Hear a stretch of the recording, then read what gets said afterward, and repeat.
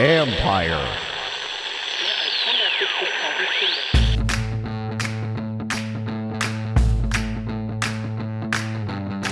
Hello and welcome to my podcast. Do me a favor, subscribe to the John Com Report wherever you get your podcast. You're watching on YouTube. You know the deal, folks. Hit that like button, hit that subscribe button. You can find us there as part of Empire Media. That's AMPIRE. Always much appreciated when you tune in. And don't forget, you can always read my work on ESPN.com. I've had a bunch of stories up already throughout camp. Be a bunch more throughout camp. So keep checking there for my work as well. Once again, it's another day to wrap up the Commanders training camp. And today, new owner Josh Harris was back at the facility. He met with Coach Ron Rivera after practice. So Rivera spoke to us before practice because of that. So I think he was going to meet with some more players, meaning Harris was going to meet with some more players. He watched practice on the sidelines, et cetera. So I don't, it's funny because he's going to be an involved owner, but he's not going to be a hands-on owner. And so you don't get the sense that this is, when Dan Snyder came in, folks, this was all he had. This was everything to him. It was just going to be about this.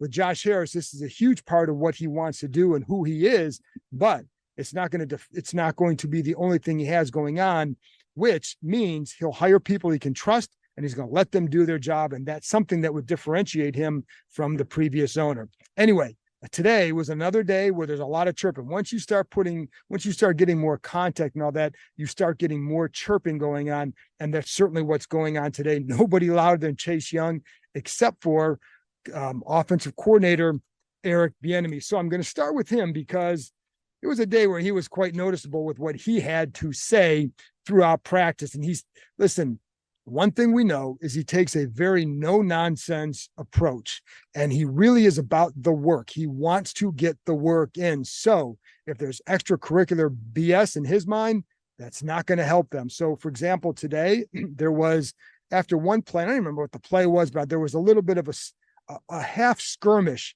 on the sidelines near the offensive sideline. I think it was like F.A. Obata was in there. I'm not sure what else is going on. No punches were ever thrown, but there was a little bit of shoving and it delayed things. That pissed off Bieniemy. So he told he yelled at the players from about 30 yards away, get into the bleeping huddle. And of course, they didn't say bleeping. Quit bleeping playing. And then, doesn't have time for this. Another time he yelled, get the hell into the huddle. Stop all the effing BS. At that point, the crowd cheered because, listen, everybody wants that no-nonsense guy. Now, the funny thing is the crowd cheered at that. I have a feeling if there was a fight, they probably get all riled about that too. But it's got to be, it's welcome sight for there to be that kind of a no-nonsense attitude with the offensive staff. And I think it's been sorely needed. Now, how much of that going to help them win games? I don't know. But what it does show you is the urgency on Bieniemy's end that he's out there to get the work in, not to prove X, Y, or Z. Get the work in. And there's a lot that they want to get in. And one of the things that Logan Thomas was talking to him about this afterwards, Nikki Javala and I from the Washington Post were talking about this, there's just a higher volume of plays that they're running every practice. Because of that, there's an urgency to get them all in. That part of that is it's a conditioning thing. You get more, they track players' movements. They're moving a lot more this year because of that higher volume. But also what it said, I even asked Thomas, is there another benefit to that? He said, yes. Like you get to the end of practice and you've run these things so much and you're tired because you've been going more, that you have to focus even harder on what you have to do. So take that into the fourth quarter of a game. That's when you're most tired. That's when you have to focus even harder on the details. That's the kind of stuff they're trying to instill here. That is very smart. But again, it starts with Bieniemy, no nonsense. There was even one point, listen, they had the officials here today.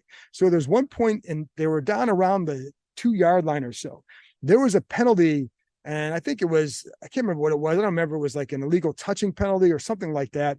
But the official must have gone over to explain the call to someone on the offense.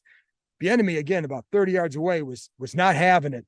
He yelled out to the ref after the penalty, hey, we got a play on. You can tell us afterwards. Get out of the way. Let's go. Like, I mean, that's Bieniemy. But it's that urgency and that intensity that I think is really good for what these guys need. And he is very big at getting in out of the huddle at the right tempo. And I was talking with Craig Hoffman, who has a Take Command podcast. It's on 106.7 or 106.7, 980. And just about this yesterday. And one of the things that talked about, like getting in and out of the huddle in the red zone situation, in a goal line situation, and how often that he would have them get back into the huddle because they weren't coming out with the right amount of urgency.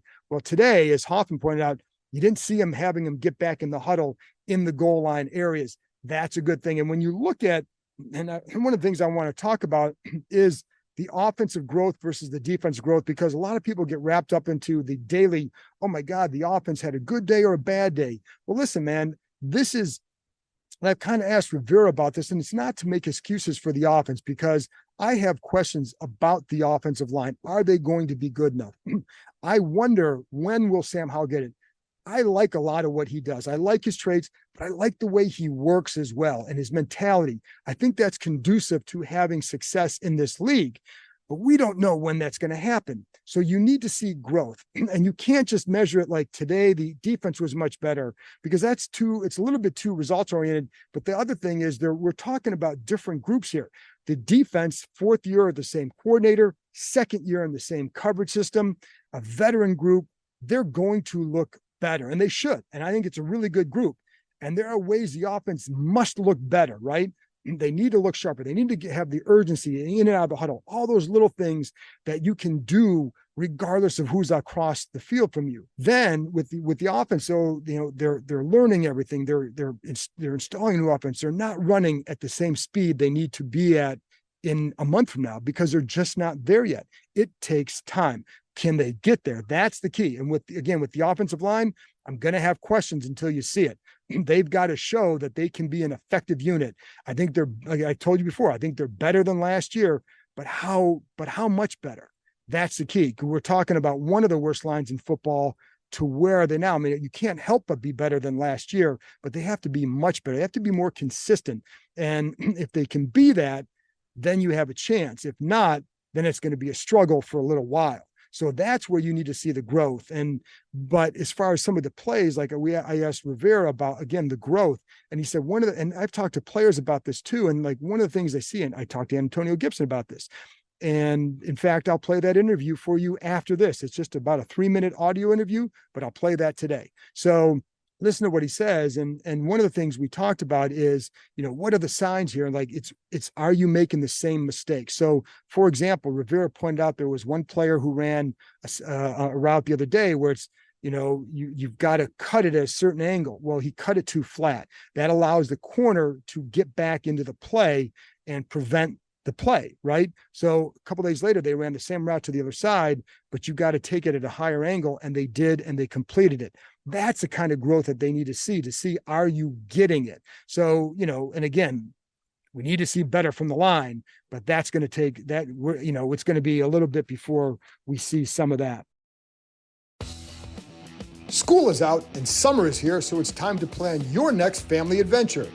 With 8 different levels, 16 courses, 250 climbing obstacles, and over 4,000 feet of zip lines, the Adventure Park at Sandy Spring, located in Montgomery County, Maryland, is the largest ropes course and zip line park in the country. Beat the heat and join us after dark for some night climbing. When the sun goes down, the park is lit up, allowing you to climb under the stars. Check out their glow-in-the-park events for extra glow lights and music throughout the forest. Want to keep your feet on the ground? Grab a bite to eat from the food truck and give axe throwing a try. Perfect for first-timers or experts, their projector systems allow you to throw at traditional targets, play tic-tac-toe, Connect Four, or even hunt zombies. Listeners of this show can get $5 off any ticket by entering the code KEIM23DC at checkout. That's promo code KEIM23DC, KEIM23DC.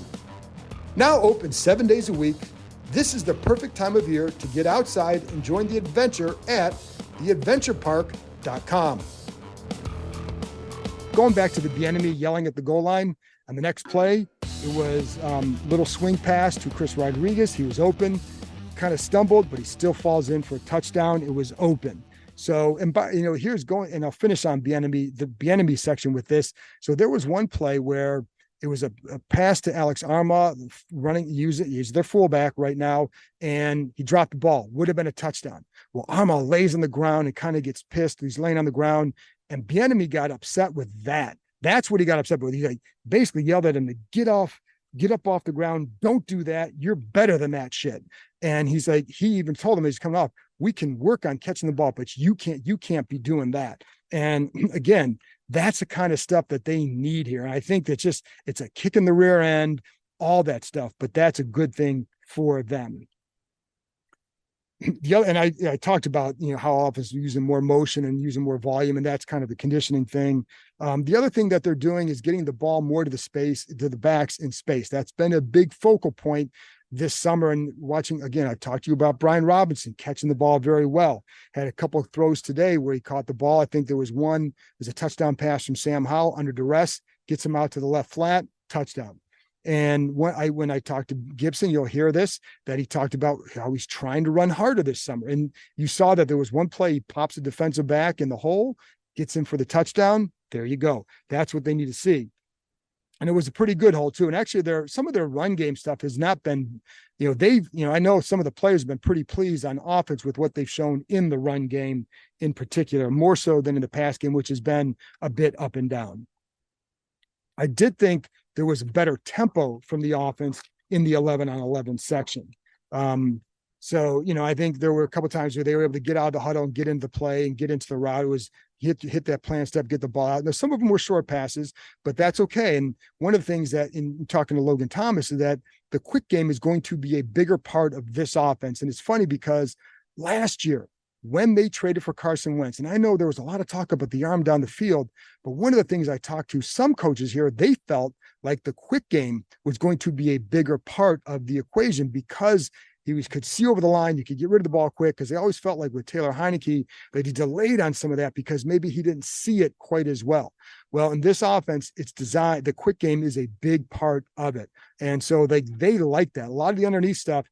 And, if you're playing off, maybe at some point in the fourth quarter, you're going to start creeping up to take that away. Now you can go over the top because they have guys who can go with that. That's part of the strategy with that. But I think it's going to be a bigger part. And I thought it was going to be a bigger part last year. And I think so did some others here, but that's also partly why Scott Turner's no longer here. I thought that Sam Howell had a better day. I think bad day Saturday. It happens, right? So how do you respond? And I think progressively each day this week, he's gotten a little bit better. And that shows signs of a competitor. It shows signs of a guy who's not going to wilt, but that's the book on him, right? He's a guy that, stays at a certain level. He was like that at North Carolina. He was like that when he went to North Carolina, and he's like that now. That's just who he is. So he's able to withstand if it's a negative play, if it's a negative day, negative series. And again, not all of it is always on him. That would be unfair, because I pointed out the route on the one pass play. Well, if the route is not right, you're not blaming the quarterback, but that's part of the offense getting going and getting into rhythm and getting in sync. All those cliches, but that's also part of it too. So if he's having a bad day, it's not just on him. It could be the offensive line not giving him time. But again, the kid can be pretty accurate. He has a good arm, and I think he, by and large, makes good decisions. And so start with there, because when they talk about stuff with him, a lot of it's the building process. Good in the room as far as taking notes, asking questions, understanding, the studying, the leadership. A lot of the other stuff that's growing that helps you build a quarterback. And, those are things that you don't always see. You're not going to see on the field right away, but those are things that make a good quarterback. If you can have that kind of a foundation and then build off it, you still need a good line to make it work. And he did. He had a couple nice throws today, a bullet to Curtis Samuel over the middle, right in front of the safety. Cody Barton coming over, couldn't get to it. Just a nice ball. So, there you go. And I told you about the one under duress. So I think, like I said, I thought he did I think he's steadily had a good week, or a better week. And again, that's all you want. You just keep getting better and then see where you're at. But you need that help from up front. So Also, Chris Paul worked at left guard today because Sadiq Charles was sitting out with a minor calf issue. Kendall Fuller wasn't working a lot, so you had Forbes and St. Just in there with Wild Goose in the slot. If you're going three corners, it'd probably be, for the outside, they haven't said anything yet, but the top two corners in those situations probably be Forbes and St. Just, but they really do like Fuller outside. So who knows how it's going to go to begin with, because Fuller could end up starting outside with St. Just on the other side, and then Forbes comes in on third down or in the nickel as the outside corner with St. Just inside. We'll see how that all unfolds. But then there's time for that because it's hard to, Forbes is going to have a huge role. He's going to start in some fashion. So anyway, there you go. So with the offensive line, one of the things that I did like today, watching Sam Cosmi, watch him a little bit and I like the way he moves inside. I think that bodes well for him. I think, to be honest, I kind of like his fit inside there than I did as a tackle. I think he's moving his feet pretty well. You saw that in the one-on-ones too. Did a nice job against Deron Payne today. I felt like his feet and his ability helped him recover on one rush, and that was a good sign. Mason Brooks, we talked about him yesterday, had a really good day against Fedarian Mathis. And again, those things aren't made for the Fedarian Mathises of the world. He and John Ridgway are here to stop the run and be stout in the middle. And even with Ridgway, you got to kind of take what he does right now with a grain of salt, because he had a torn pec surgery in the offseason. It takes a little bit of time to get all your strength back in that situation. So, and he had I think he had couple one-on-ones where he did drive his guy back, but with Brooks. So, because we brought that up yesterday, he went up against Deron Payne one time, lost Payne, went up against F.A. Obada. Obada looked like he got around him, but then the next time they went up against each other, stoned him, used his strength. And he shows good signs, and he gets guys pumped up with his play. And I think, again, he's a guy to watch. I don't know if they're going to be able to keep him on the 53, but he's a guy who I think can play in this league. And in all honesty, he's been more impressive than Braden Daniels, their 4th round pick. But different positions, different situation. Daniels, to me, was always a guy who had really good, had some good athleticism that they're hoping to untap as a tackle, maybe as a guard eventually. So, I think Brooks is a little bit further ahead as a guy who can help you probably a little bit sooner than that. You can take however you want. In those one-on-ones, John Allen just pancaked Nolan Laufenberg. He pancaked him, just drove him to the ground. He also had one time where when he drove past Chris Paul when Paul was playing guard. Then Andre Jones. This is Bram Weinstein's guy. He's gonna, next time I have him on here, I know he's gonna talk about him, because every time I'm on the sidelines with him, that's who he starts talking about when we're watching these one-on-ones. He's got a really nice spin move. Got Cornelius Lucas on a spin move to the inside today in those one-on-one situations. And I think he's flashing some of that stuff. See what he does in the preseason games. He might be hard to keep on the roster, because you look at that D line. Here's another guy, Benning Pote. He's a guy that I heard before camp. Someone's like, "Hey, keep your eye on him." Well, there's only so many guys that you can keep, but he's a guy that I know he's kind of in that mix. And I know they like him, and he's showing well in those one-on-ones. He's showing pretty well. So just keep an eye on him for how, when they settle this 53, but it's going to be hard. They're going to lose one or two players in that D line that they prefer to keep. And some of them, can you sneak them on the practice squad? Some of these guys, absolutely. So I wouldn't freak out about it, but I do think that some of those guys are going to would have been worthy of making this roster before. And can they do it now? They also today worked on blitz pickups, and then running backs, linebackers, safeties covering tight ends, running backs in some one-on-one situations. Saw Milo Eifler try a spin move against John Bates. Bates stays with him, moves his feet, stops him. Saw Cole Turner looked fine against David Mayo. I told you, and he extended his arms, moved his feet. Mayo's having a good camp. Mayo has done a really nice job against the run. Some of that could be that, hey, they know what's coming. They've got, whatever, but he is having a good camp. Again, he's a 4th linebacker here, folks. So relax. And I know some people are going to kind of they don't want him out there. Like, listen, he's a fourth linebacker who can play special teams and does well against the run. He's got an area that he can help them in if he has to go in and play. Some guys, it's better than having no skills where they can help him, and I think it's funny because I think Khaleke Hudson has done a pretty good job, but I still wonder about him covering backs out of the backfield. That's been something that he's got to get a little bit better at as well. So in those coverage situations, I saw Percy Butler, this is, I saw, because this is on there's a field right in front of us going on where you have O-line, D-line, and then you have some, secondary stuff. And then on this far field where I'm trying to watch the blitz pickups and that kind of stuff. So it can be a little bit hard to tell exactly what's going on, but I did see Percy Butler jam Cole Turner.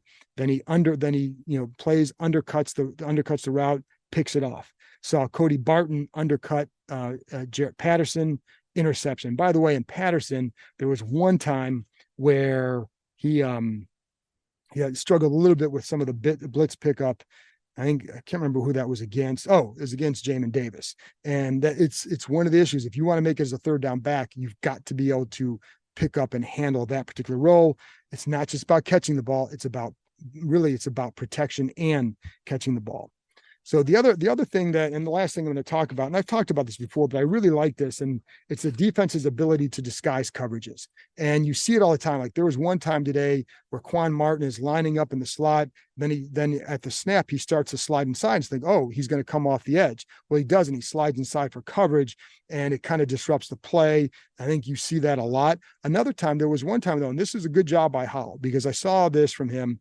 So they're going to try and disguise. So he's using sometimes a hard count to get them to tip their hand before the play comes. And this time he did. He got Emmanuel Forbes to jump a little bit and show that he was going to back off to cover. And so right away what they're going to be in. So on that particular play, he throws a swing route to Dax Milne because there was a bunch formation, gets not a swing route, but just Milne to the outside. He was there and it was open, probably would have been a 10-yard gain. But I think it comes because you get the hard count, you get the reveal, and now you get the coverage. Now you know what's available. That's all good stuff. So anyway, folks, that's it for me. I appreciate you tuning in. And again, I'm going to play this 3 or 4 minute audio interview with Antonio Gibson. Stay tuned for that. So I'm curious, like, because you guys are installing a new offense and it's new for you guys, and you're going up against an experienced defense all the time. How are you measuring the growth, and where are you seeing it for the offense? Because I don't want to just go by like, you know what I mean? Like, I know you guys are going to see different things than we're going to see. So what do you see? I feel like you measure it off of, if a guy messes up, it's not the worst thing to happen, but the growth is if you come back the next day and you got that same play. Like, are you going to correct what you need to correct? And I feel like we do a good job of that. It takes us that one time to mess something up, and then, it's on to the next day. And we correct what we need to correct it. We're detailed on it. And then after that, it's second nature. So you see, you're feeling and seeing the growth. Mm-hmm. And what other areas in that? Like, is it a matter of playing faster? No, it's just me. Oh, just you, sorry. What other areas do you see that with? Just with how guys come out here mentally. If we have a bad day, coming out the next day, okay, and correcting that. Having the right mindset, coming in and starting your day early, get your mind right for the early practice. I feel like just having your mind right, because it's a long process. It's all new to us, and it's gonna be errors. So you just gotta come in, correct what you need to correct, and make sure you lock in on it. What do you see with Sam? Where's his growth been? Just with the leadership, the confidence, stepping up in the pocket, going through all his reads. And there's a lot of stuff that, I don't know about quarterback that he's probably doing, but like me personally, yeah, you know what I'm saying? Just the confidence he has, him getting people lined up correctly, knowing where they're supposed to be, knowing where guys are at on their last reads. And you see stuff like that. How important is all? Because that's all. Like, people are going to see throw. You guys are going to see other things. So how important is all that? It's very important because that number one option is not always going to be open. So right, you have to be confident to get all your reads, but at the same time you got a D-line rushing at you. So I can only imagine the pressure you have to go through with scanning across the field for a receiver and seeing if they're open with the D-line coming at you. But those guys make it look easy. So they put in the work and they do what they need to do to come out here and be prepared. How different for Ron's talked a lot about you guys getting the ball in space. Do you feel like you're even out here getting more opportunities in space with the ball? Definitely. We're set up to be great right now, and not just the running backs, everybody. And he puts us in different positions to be successful. We just have to capitalize and make the play. Are you lining up in different spots sometimes than you were before? Yeah, but he has it set up for the whole offense, to get guys where they need to be. Because it looks like you and B-Rob could be a pretty good combo, don't you think? Yeah, for sure. What is it that helped you guys? Do you feel you complement one another, or what do you think? Definitely. He's a more physical back, but I don't want to just be known as he's the physical back. So this year, I don't know if you can tell, but I'm running way harder. So I want to both, be able to pound on the defense, to be able to wear down the defense, and then come in and be explosive. B-Rob also has shown that he can catch the ball out of the backfield. He's been making a hell of a job showing that, and I've been doing my job, making sure I keep showing that. So I feel like it's going to be an amazing year for us. See, tomorrow's Thursday. I'll be back on Thursday with another practice report. So talk to you next time.